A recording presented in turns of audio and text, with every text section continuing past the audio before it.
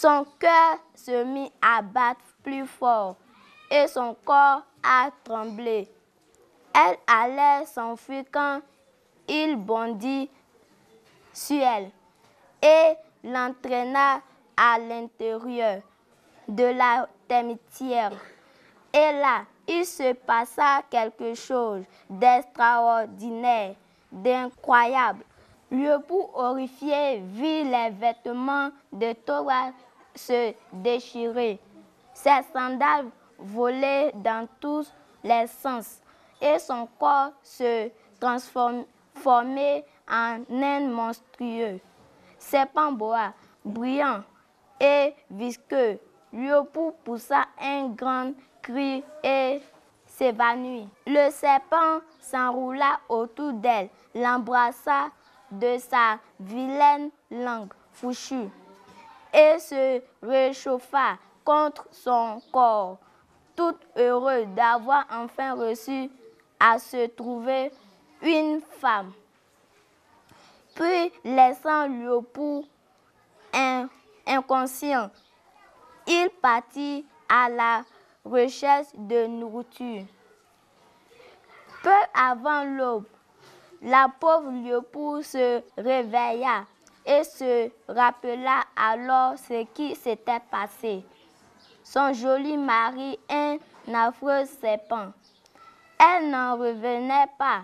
Voilà pourquoi les chiens aboyaient à son arrivée.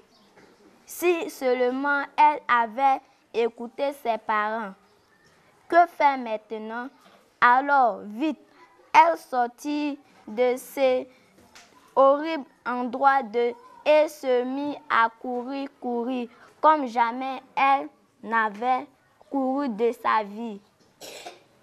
Les branches lui griffaient le corps, les épines déchiraient ses pagnes, les cailloux lui blessaient les pieds, mais elle courait toujours à perdre haleine droit devant elle, imaginant déjà le serpent à ses trousses. Le soleil était maintenant haut dans le ciel.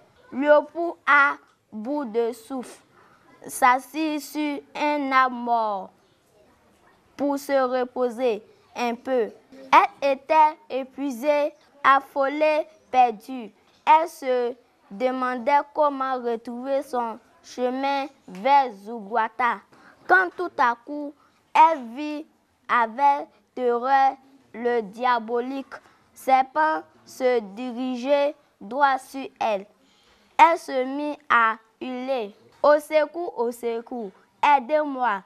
Un chasseur à l'affût dans les alentours entendit ses appels désespérés.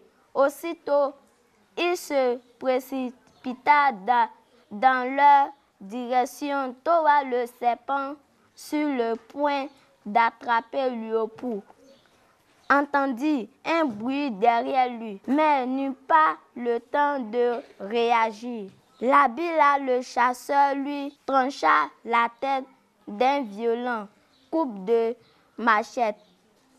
L'époux, encore tout tremblant, se jeta dans les bras de son sauveur, les yeux pleins de larmes. Elle le remercia de tout son cœur, puis la raccompagna à Zugwata, surveillant chacun de ses pas pour qu'il ne lui arrive plus rien.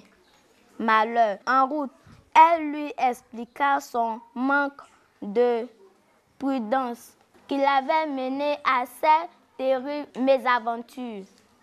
De retour chez elle, l'époux, après avoir présenté le courageux chasseur et raconté ses malheurs à ses parents, s'agenouilla devant eux et, tête basse, leur dit: je vous demande pardon de ne pas vous avoir écouté. Je me suis très mal conduite. J'ai été désobéissante et entêté. Je n'en ai fait qu'à ma tête sans penser aux conséquences. Maintenant, j'ai compris mes erreurs et à l'avenir, je serai plus réfléchi. Fromo et soigné, tout heureux de revoir leur fille saine et sauve, et même devenus sages et raisonnables, lui pardonnèrent de grand cœur. Quelques mois plus tard, la belle Lioupou épousa Labila, qui avait des cicatrices partout. Mais quelle importance! Lioupou savait maintenant que ce qui est essentiel n'est pas dans l'apparence, mais dans le secret du cœur. Comme Lioupou, petit ami, souviens-toi que la bonne mine de quelqu'un ne suffit pas pour le juger, mais qu'il vaut beaucoup mieux apprendre à connaître son caractère. L'histoire nous parle de qui? Keita Mara. L'histoire parle de Lioupou. Comment s'appelait le charmant inconnu qui arriva un jour au village? Kofi Rossan. Le charmant inconnu qui arrivait au village s'appelait Toba. En quoi se transforma Toba? Dani Kimora. Toba se transforma en serpent. Qui Lioupou épousa?